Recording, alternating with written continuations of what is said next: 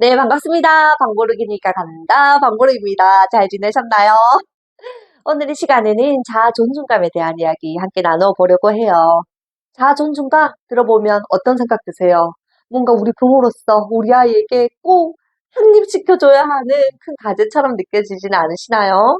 그래서 자아 존중감이 잘 형성된 아이를 보면 이런 생각도 드실 거예요.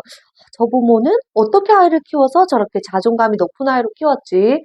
저 가정만에 뭔가 거대한 비밀 같은 게 숨겨져 있지는 않을까? 이런 생각 드실 수도 있을 것 같아요. 그런데 제가 미리 말씀드리자면 그런 거대한 비밀 없습니다. 자아 존중감이라는 거 어느 날 아침에 갑자기 뿅 하고 나타나는 가치관도 아니고요. 어떤 기법을 사용해서 하루아침에 확립되는, 드러나는 그런 가치도 아닌 것 같아요. 우리 아이가 삶을 살아가면서 어린 시절부터 그냥 체감되듯이 느껴지는 거. 그래서 눈처럼 쌓여가는 거. 그래서 어느 순간 자신의 인생에서 정말 중요한 결정의 기로에 섰을 때 내가 가진 힘을 막 믿고 앞으로 나아가는 거. 그것이 바로 자아 존중감입니다. 그렇다면 제가 여기서 문제 하나 드릴게요. 갓 태어난 갓난아기에게는 자존감이 있을까요, 없을까요? 정답은 없습니다. 갓 태어난 우리 갓난아기들에게는 자존감이라는 게 없어요. 흰 여백을 가지고 태어났다라고 생각하시면 될 것 같습니다. 이 흰색의 여백을 어떻게 채색해 나가느냐? 이것이 바로 이 아이들의 자존감의 형태로 나타나는 거겠죠. 그렇다면 돌 이전 12개월까지 우리 아이들의 자존감은 어떤 모습으로 채색되어야 할까요? 궁금하신가요? 그래서 저와 함께 지금부터 다양한 예시를 통해서 우리 아이들 어떤 모습의 자존감을 채색해 나가야 되는지 함께 알아보도록 할게요. 자, 우리 아이가 태어났어요. 우리 100일의 기적이라고 하죠. 100일 때까지 아이들 자존감 어떤 모습으로 채색되어져야 할까요? 아이들은 이 시기 때 아이들을 저희 전문 용어로는 정상적 자폐 시기라고 불러요. 무슨 말이냐고요? 이때 아이들은 그저 피부의 접촉으로만 세상과 소통하고 나의 심리적인 자아에 대한 뿌리를 견고하게 내리는 시기입니다. 싹을 틔우는 시기라고 생각하시면 될 것 같아요. 피부를 통해서 세상을 만난다? 이거 무슨 말일까요? 바로 나의 주 양육자와의 피부 접촉을 통해서 세상을 알아간다는 겁니다. 자, 우리 하나 예를 들어 볼게요. 아기가 태어나서 막 울어요. 참 많이 울죠. 그래서 가끔씩 너무 울어서 이제 그만 좀 울어 하고 귀를 막고 싶은 부모님들도 계실 거예요. 그런데 아이들은 왜 울까요? 이 시기 때 아이들의 대표적인 특징은 신체적으로 자신이 불균형이 느껴지면 웁니다. 어떨 때예요? 기저귀가 불편하다, 나 배가 고프다, 나 잠이 오는데, 나 잠 좀 재워줘. 그리고 이유 없이 나 좀 안아달라고 울기도 합니다. 이때 우리 부모님 어떻게 하셔야 할까요? 예전에는 이런 이야기들도 있었어요. 그냥 울게 내버려둬라. 아이 많이 울면 목청 좋아진단다 하는 이야기도 있었고요. 또 이런 경우는 많이 들어보셨을 거예요. 너무 자주 안아주면 손 탄다. 손 타기 때문에 버릇 나빠진다. 계속 안아달라고 칭얼댈 거야. 엄마가 편하려면 지금 안아주면 안 돼. 이런 이야기도 많이 들어보셨을 거예요. 그런데 우리 아이의 입장에 한번 되어보자고요. 아이가 막 울어요. 엄마, 나 너무 배고파. 엄마, 나 지금 좀 안아줘. 나 지금 뭔가 신체가 불편해 하고 울어요. 그런데 엄마가 바로 즉각적으로 자신이 가진 불편함을 해소시켜줍니다. 배가 고프다고 하면 바로 젖을 먹여주고요. 기저귀가 불편하다고 하면 바로 기저귀를 갈아줘요. 잠이 온다고 하면 토닥토닥거리면서 잠을 재워주고요. 언제든지 나를 향해서 따뜻하게 스킨십을 해줍니다. 그렇다면 이 아이 어떻게 생각할까요? 태어나 봤더니 뭐 세상 좀 살아갈 만하네. 좀 괜찮은 것 같네. 어떤 감각이 느껴져요? 즐거움과 행복함의 감각을 느낍니다.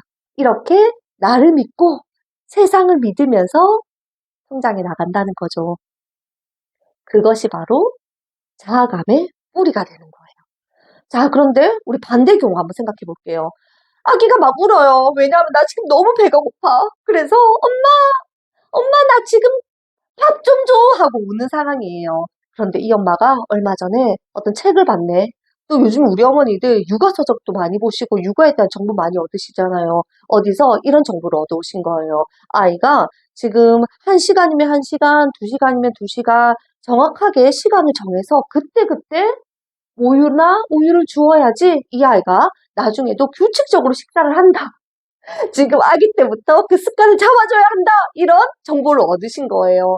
그런데 다들 아이 키워보신 부모님들은 아시겠지만 아이들마다 각자가 가진 배꼴의 크기가 달라요. 어떤 아이들은 이만큼 정도 먹어야지 배가 부르고 어떤 아이들은 이만큼만 먹어도 배가 부른 거예요. 근데 작게 먹는 아이들은 배고픔 틈이 더 좁아질 수밖에 없겠죠.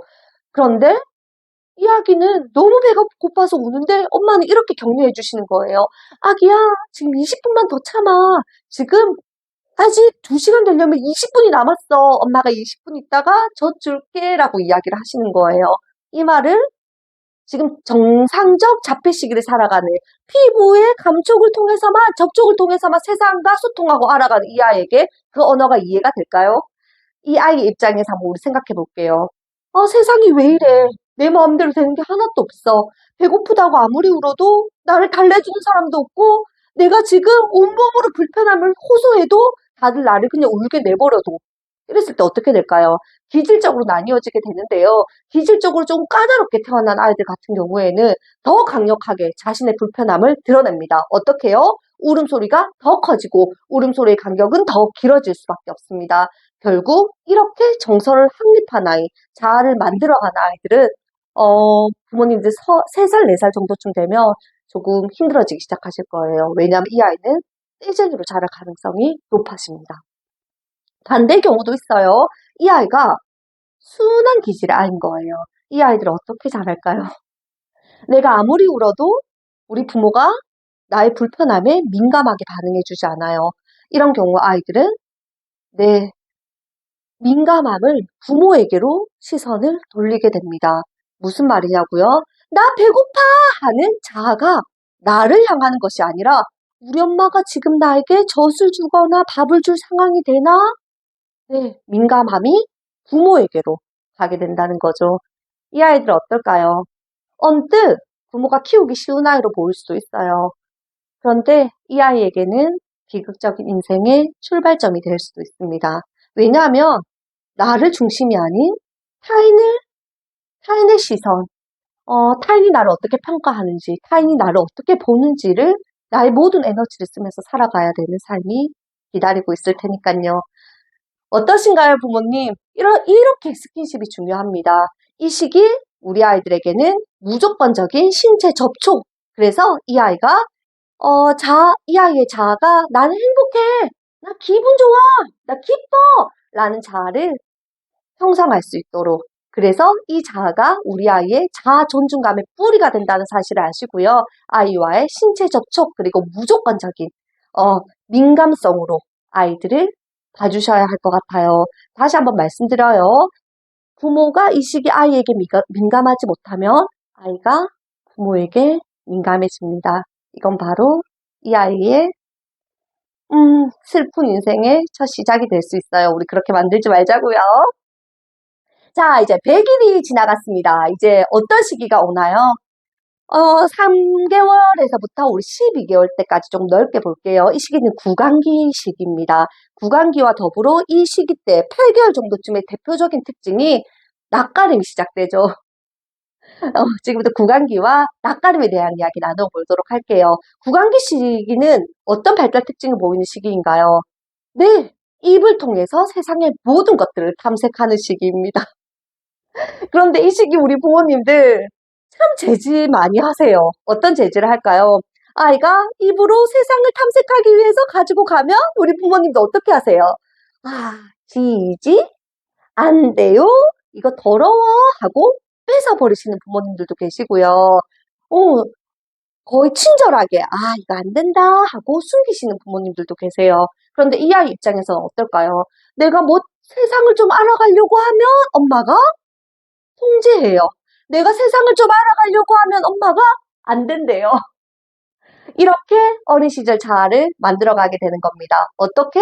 내가 뭔가를 도전하고 시도해 볼 수 있는 것이 원천적으로 막혀버리는 상황인 거죠. 이렇게 우리 아이의 구강기 시절 보내놓으시고 우리 부모님들 우리 아이 청소년 되는 16살 되면 무슨 말씀하세요? 인생을 향해서 나아가라, 도전해라. 너 왜 이렇게 인생을 진취적으로 살지 않니? 더 넓은 세상을 향해서 도전해! 라는 말씀 하실 수 없어요. 왜냐하면 첫 탐색의 시기를 부모님이 제지하셨으니까요. 이 시기의 아이들은 모든 것들을 입으로 탐색하는 시기입니다. 그래서 아이들의 발달 단계에 대해서 알아두는 것이 굉장히 중요한 시기예요. 저희 아들 같은 경우에는 리모컨을 정말 많이 빨았어요. 집에 있는 모든 리모컨을 다 빨았습니다. 그런데 우리 집 아이만 빠는 거 아닐 거예요. 지금 제 강의 들으시는 부모님 아이들도 다 빨고 계실 거예요. 자, 그런데 어떻게 하셔야 하나요? 리모컨에는 너무 많은 세균이 있어요. 우리 아이 이것을 빨게 할 수 없죠. 지금 뭐만 걱정하시는 거예요? 세균으로 인한 우리 아이의 신체만 걱정하시는 거예요. 하지만 내가 리모컨을 우리 엄마가 안 돼! 하고 뺏는 순간 이 아이는 지금 무엇에 상처가 났나요?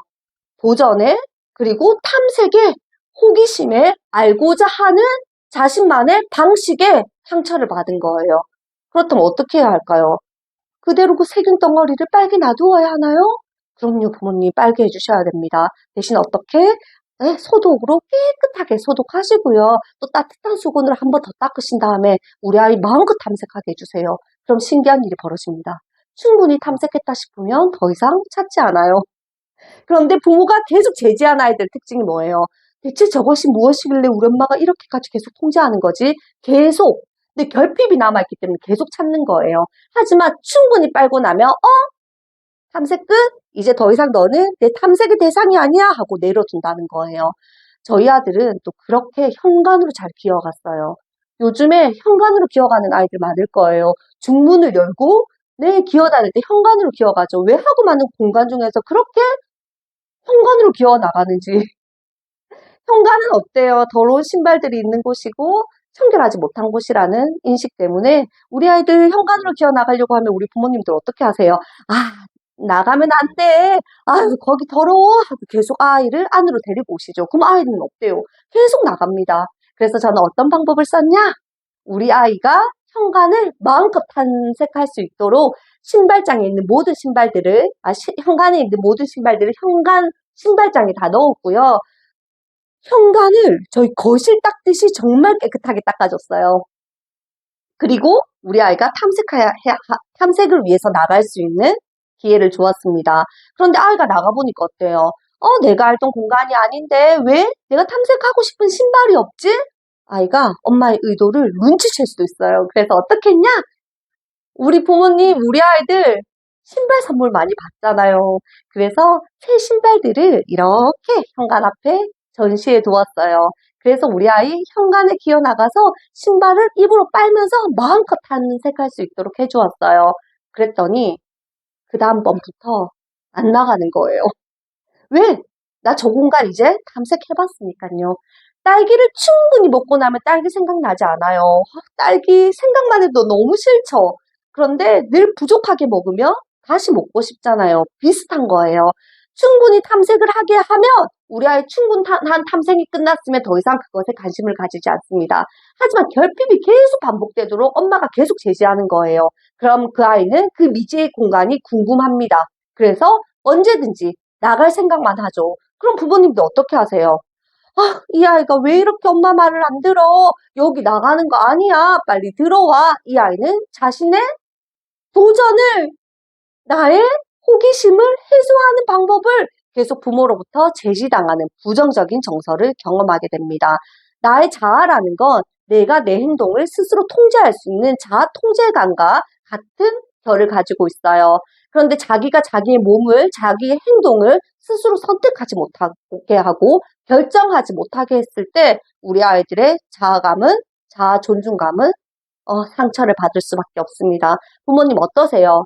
지금 혹시 강의 듣고 계신 부모님 중에서 우리 아이가 계속 현관을 나가요 하는 어머님들 계시다면 지금 당장 현관을 깨끗하게 닦아서 우리 아이가 마음껏 탐색할 수 있는 공간으로 탈바꿈해 주시는 거예요. 자, 다음 세 번째 이야기. 낯가림의 시기가 다가왔습니다. 8개월이죠. 그런데 이런 어머님들 계세요. 아, 우리 아이는 낯가림 안 해요. 너무 좋겠다. 나는 우리 아이가 낯가림해서 너무 힘들어. 나 아니고는 아무에게도 가려고 하지 않아서 나 진짜 너무 힘들어하는 시기일 거예요.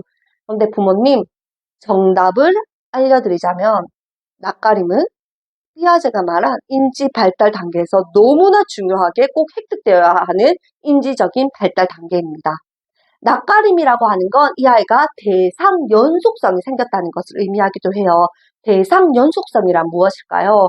지금 내 눈앞에 보이지 않지만 그 존재가, 그 물건이, 그 소리가 존재한다는 걸 믿는 인지적인 가치입니다. 인지적으로 그것을 깨닫게 되는 거예요. 그래서 낯가림은 너무나 중요한 아이들의 발달 단계 중에 하나예요. 그런데 이 시기 우리 아이들이 낯가림을 안 하고 지나가는 거는 결코 좋은 게 아니에요. 그런데 낯가림을 너무 오랫동안 지속하는 친구들도 있죠. 12개월 정도쯤 되면 사실 낯가림은 괜찮아져야 합니다. 그래서 우리는 이 낯가림을 아이가 잘 습득하면서 잘 체감하면서 넘어갈 수 있도록 도와주셔야 해요. 재밌는 에피소드 하나 가지고 올까요? 대상 연속성이 만들어지는 이 시기 때 우리 아이들이 가장 많이 하는 놀이가 밥을 먹다가 숟가락을 바닥으로 던집니다. 그럼 우리 부모님들 어떻게 하세요? 이 아이는 지금 내 눈에서 사라졌지만 존재한다는 걸 알고 있는 놀이가 시작된 거예요. 놀이의 첫 시작이라고 보셔도 될 것 같아요. 그런데 우리 부모님들 어떻게 하세요? 지금 당장 이렇게 숟가락을 바닥에 떨어뜨리는 우리 아이 제대로 지도하지 않으면 버릇없는 아이로 크지는 않을까 염려되시는 마음이 있으시죠? 그래서 이렇게 하시잖아요. 숟가락은 바닥에 던지면 안 돼요? 라고 말씀을 하시는 거예요. 아이 입장에서는 무슨 뜻이지? 라고 의구심을 가질 수도 있어요. 왜 그래요? 왜 그런데요? 아이들이 엄마가 표정은 웃고 있는데 행동으로는 안 된대요. 그러면 이 아이는 하라는 거야? 말아야 되는 거야? 혼란이 들지 않을까요? 그런데 요즘 엄마들 아이에게 절대 화는 내면 안 된다는 생각을 확고하게 하고 계신지 화는 내지 않으시면서 뭔가 제지와 통제는 하세요. 숟가락 바닥에 던지면 안 돼요 하고 아이에게 주워주신 거예요. 그런데 아이는 엄마 이야기를 듣나요? 이때는 언어적으로 이해를 할 수 없는 단계예요. 그렇기 때문에 또 던지죠. 그러면 우리 엄마가 조금 이제 화가 나기 시작합니다. 그리고는 두 번째 지침을 알려주죠. 엄마가 바닥에 던지는 거 안 된다고 했어요. 바닥에 던지지 마세요.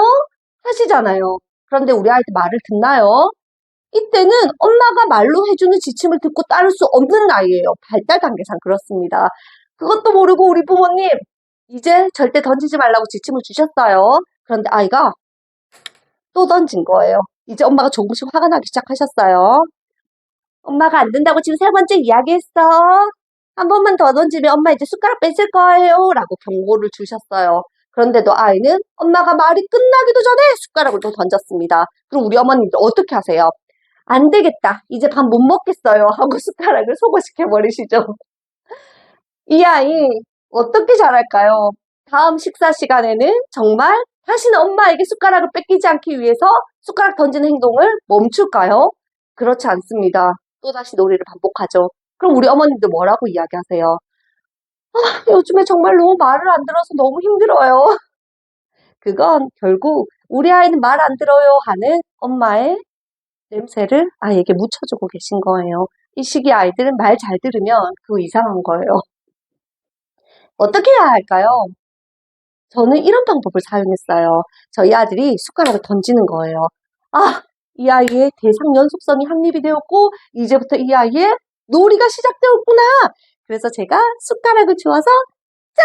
하고 주워주었어요. 엄마의 방긋 웃는 표정을 보고 이 아이가 웃으면서 또 숟가락을 던지는 거예요. 그럼 저는 또 어떻게 할까요? 짜잔! 하고 또 주워주죠. 그럼 이 아이는 너무 재밌어요. 눈에서 사라졌었던 대상이 또다시 나타나고 사라졌었던 대상이 또다시 나타나는 거예요. 재미있는 놀이를 경험하는 순간 엄마와의 진정한 애착 관계가 더 단단해지는 순간입니다. 그러면 우리 아들 몇 번까지 반복했을까요? 네, 8번에서 10번 정도 반복을 했어요. 10번째 짜잔! 하고 주워주었더니 이제 더 이상 이 놀이가 흥미를 끌지 못하는 거예요. 왜? 충분히 했으니까요. 그때부터 밥을 먹기 시작했습니다. 그런데 이런 질문 하시는 부모님 계실 것 같아요. 아, 지금 강사님이 아이는 10번 정도밖에 안 하니까 그렇게 반복해 주실 수 있죠. 그런데 우리 아이 같은 경우에는 이런 놀이 한 번 시작하면 100번씩 해요. 하는 어머니들 계실 수도 있을 것 같아요. 만약 그런 생각을 지금 하고 계신 어머니가 계시다면 우리 아이 영재일 가능성이 있어요. 왜냐하면 이 시기 때 아이들은 놀이의 지속 시간이 1분에서 최대 3분입니다. 3분을 넘어갈 수가 없어요. 인지 발달 단계상 그렇습니다. 그런데 우리 아이가 지금 3분이 넘는 놀이를 반복하면서 즐거워하고 있다면 이 아이는 영재일 가능성이 높아요. 국가의 발전에 이바지할 가능성이 높다고 보시면 될 것 같습니다. 잘 키워주셔야 합니다.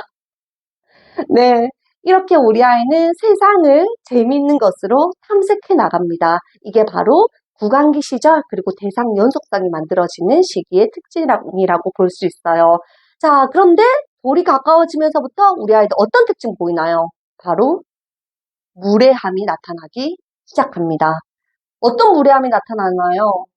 우리 어머니들 다 당해보셨을걸요? 엄마 머리 잡아당기기, 엄마 때리기, 엄마 얼굴을 이렇게 밀치기. 이때 우리 부모님도 어떻게 하세요? 아, 지금부터 이런 공격적인 행동을 내가 소거시켜줘야지 우리 아이가 사람을 때리지 않는 바르고 착한 아이로 클 거야. 혹시 이런 생각을 가지고 계신가요? 그렇다면 부모님 잘못되셨어요. 예를 들어 드릴까요? 자, 지금부터 제가 하는 이야기 잘 들어보세요. 뽀까뽀까뽀뽀뽀. 무슨 말이에요? 무슨 말인지 모르시겠죠? 사실 모르실 수밖에 없어요. 제가 방금 전에 그냥 마음대로 지어낸 말이거든요. 자, 그런데 느낌적으로 어떤 어휘인지 한번 맞춰보세요. 뽀까뽀까 뽀뽀뽀. 사랑스럽고 다정한 빨린 것 같다는 느낌이 드시나요? 근데 두 번째예요. 뽀까뽀까 뽀뽀뽀. 뽀까뽀까 뽀뽀뽀. 왠지 하면 안 될 것 같은 느낌이 드는 단어죠. 어휘죠. 문장이잖아요.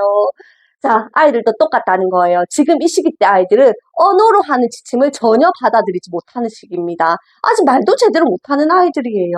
엄마, 아빠 정도 알아듣는 시기인데 어떻게 말로 모든 것들을 다 배울 수 있어요? 이 시기 때 말로 무엇인가를 배울 수 있다면 우리 부모님도 육아가 너무 편안해지실 거예요. 하지만 이 시기는 그럴 수 있는 시기가 아닙니다. 자, 그렇다면 엄마의 무례함에는 어떻게 지도하셔야 될까요? 엄마 머리 잡아당기는 거 아니에요. 엄마 때리는 거 아니에요. 엄마가 사람 때리는 거 아니라고 했어요. 안 되는 거예요. 하고 알려주셨어요. 그런데 이 아이들 어때요? 말로는 잘 배우지 못하는 시기입니다. 그때는 우리 아이들의 무례함을 우리가 어떻게 도와줄 수 있을까요? 엄마 머리를 잡아당기는데 마냥 귀엽다고 아이고 아이고 하지마 하지마 하는 방법도 아이가 잘 배우지 못해요. 아이들은 감각적으로 엄마의 표정을 통해서 느낌을 통해서 배워나가는 시기니까요. 뿌까뿌까 뽀뽀뽀 생각하시면 똑같아요. 이때 우리 부모님도 어떻게 하셔야 하냐? 아이가 머리를 잡아당기면 너무 아프다고 표정 지으셔야 해요. 그리고 아이가 어쩌다가 엄마를 때리며 아파 죽는다 하시면서 대굴대굴 구르셔야 해요. 그리고 아이가 총으로 우리를 빵 하고 쏘면 우리는 이 아이의 무례함을 그대로 놀이로 연결시켜 주셔야 해요. 빵 하고 죽어 주셔야죠. 이렇게 아이들이 자기가 세상을 배워나갈 수 있는 방법을 우리 부모님들이 알려주셔야 합니다. 무엇을 통해서요? 아이의 기분 좋은 정서를 통해서요. 훈육은 12개월 이후의 일입니다. 이 시기 때는 엄마 아빠가 아이의 마음속에 꼭 자리 잡는 게 더 중요해요. 자리를 굳건하게 잡은 후에 훈육이 들어가야 합니다. 그래야지 우리 아이가 부모님의 지도력 안에 기꺼이 들어올 테니까요. 오늘 강의 어떠셨나요? 오늘 강의는 우리 아이가 자아 존중감을 형성하는 뿌리와 같은 시기에 대해서 배웠어요. 네, 우리가 나무를 심을 때 어떻게 해야 돼요? 식물을 심을 때 삽을 깊이 있게 파야 합니다. 그래야지 뿌리가 다치지 않으니까요. 지금 당장에 내가 우리 아이의 문제점을 고쳐주고 지도해야 되겠다라는 욕심 가지시면 안 돼요. 깊이 있게 파야지 뿌리가 다치지 않는 것처럼 우리 아이 양육하는 거 당장 오늘 일만, 당장 지금의 발달 단계만 보시는 게 아니라 길게 보시면 지금 돌 때 12개월까지는 마냥 즐겁고 행복한 감정으로 이 아이의 여백 같은 자존감이 아름답게, 기쁘게, 행복하게 채색될 수 있도록 도와주셔야 합니다. 네, 오늘 강의는 여기까지예요. 오늘 내용도 좋으셨다면 구독, 좋아요, 알림 설정 꼭 부탁드릴게요. 우리 다음 시간에는 우리 아이 자존감 기르기 12세 이후 2세에서 4세까지의 자아 존중감 기르는 방법에 대해서 2탄으로 다시 돌아올게요. 감사합니다.